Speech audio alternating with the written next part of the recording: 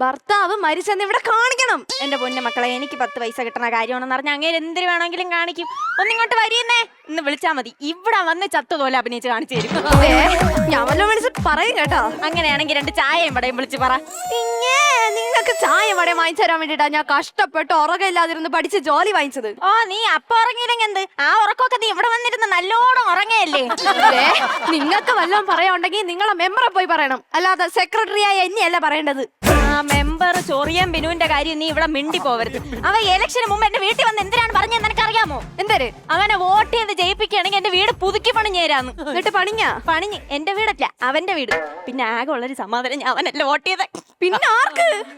ഞാൻ അവനൊഴിച്ച് ബാക്കി എല്ലാവർക്കും ഒന്ന് നിരത്തി വോട്ട് കൊടുത്തുന്നേ. അവരൊക്കെ സാധുക്കള്. എവിടെ ആ മെമ്പർ ഇവിടെ ഉണ്ടാ? മെമ്പർ ഇപ്പൊ ഇവിടെ ഇല്ല. കടലില് കണ്ടെയ്നർ വീണില്ലേ, അത് തള്ളി കയറ്റാൻ വേണ്ടി പോയിരിക്ക. അങ്ങനെയാണെങ്കിൽ അവൻ കടലിൽ ഇറങ്ങേണ്ട ആവശ്യമില്ല.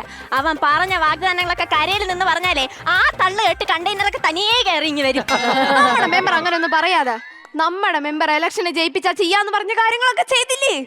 5 കിലോ അരി വീതാണ് ഓടി നടന്ന് എല്ലാവരുടെ വീട്ടിലും പാവം എത്തിച്ചത്. എന്നിട്ട് ആ അരി മുതലാക്കാൻ വേണ്ടി കൊടുത്തവരുടെ വീട്ടിലെല്ലാം ഓടി നടന്നാണ് അവ 3 നേരം ചോറ് തന്നെ. നിങ്ങൾക്ക് എന്താ